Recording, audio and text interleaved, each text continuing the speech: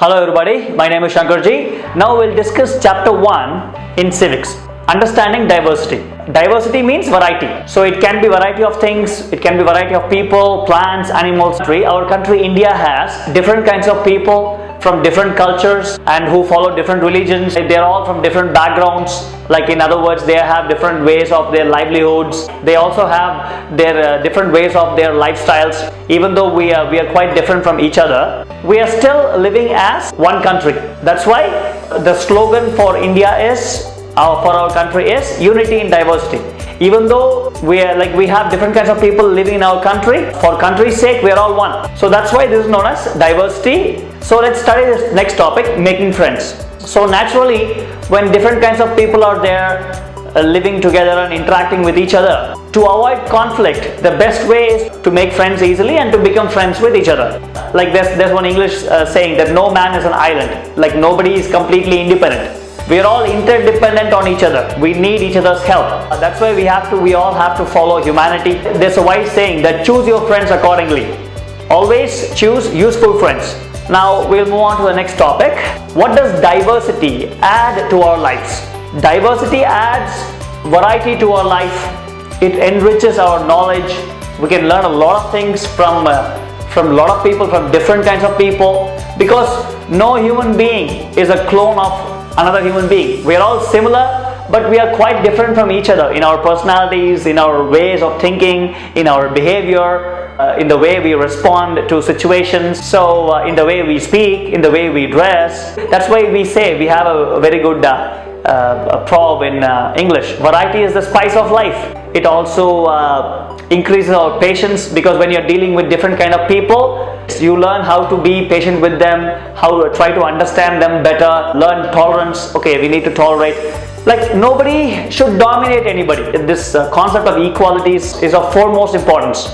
Humanity and equality of humanity is the most important thing for human beings. Like you might meet a person of a different religion as that of yours, and instead of arguing with that person, you can learn from each other's religions, and you can be tolerant to each other, and you have to give respect and take respect. That's a very simple policy. Diversity makes your mind broad. So that's why diversity broadens our mind, enriches our knowledge, patience, tolerance, humanity, universal brotherhood, universal peace. So now let's move on to the next topic, diversity in India.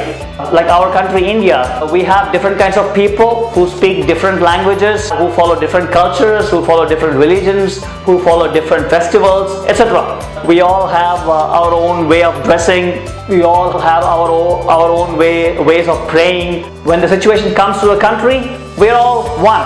Whatever things we are doing, we stop everything and we come to our country for the purpose of fulfilling the country's requirement. That's why we have our greatest slogan of India, unity in diversity.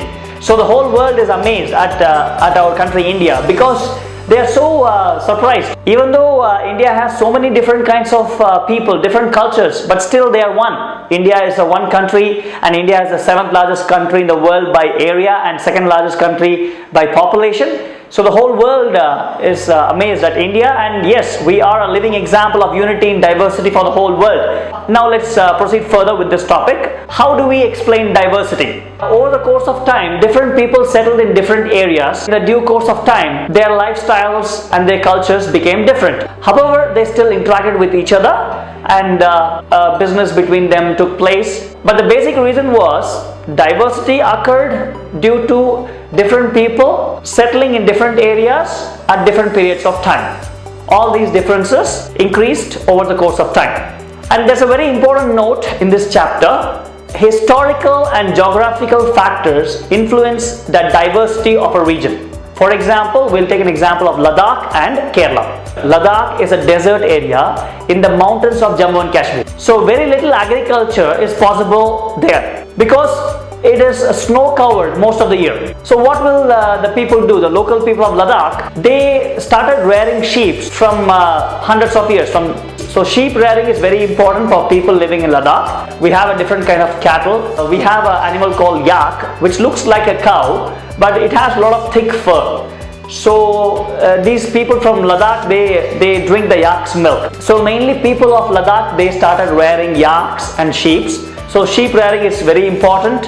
So from these sheep, a very important and very high quality wool known as pashmina wool from these sheep of Ladakh. So that's why it's very important for them. And the people of Ladakh eat mainly meat and milk products like cheese, butter, etc. So what happened was, since Ladakh was somewhere relatively near to the major trade route from Central Asia, so a lot of caravans, they passed through Ladakh as well. A lot of trade occurred between the caravans. So most of the people living in Ladakh are mostly Buddhists and Muslims. Next we'll take an example of Kerala. Kerala is a state which lies in the southwestern corner of India. It is surrounded by seas on one side and hills on the other side. So this land is very useful for growing a lot of spices and also cash crops like cardamom, rubber, tea, coffee. So trade flourished a lot between the people of Kerala and people from different parts of the world.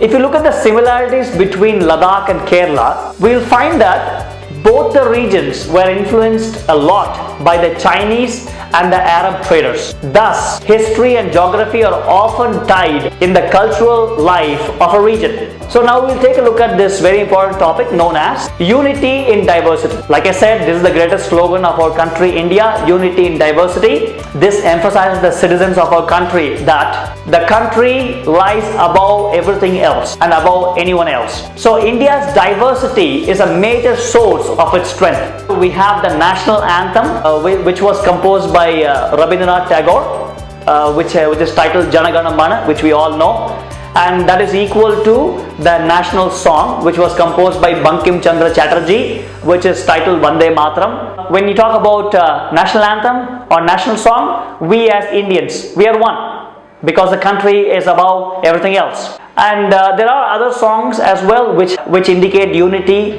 between the citizens of our country. And there are also various symbols like the Ashok Chakra or the Ashok Pillar. The national emblem of India is the Ashok Chakra.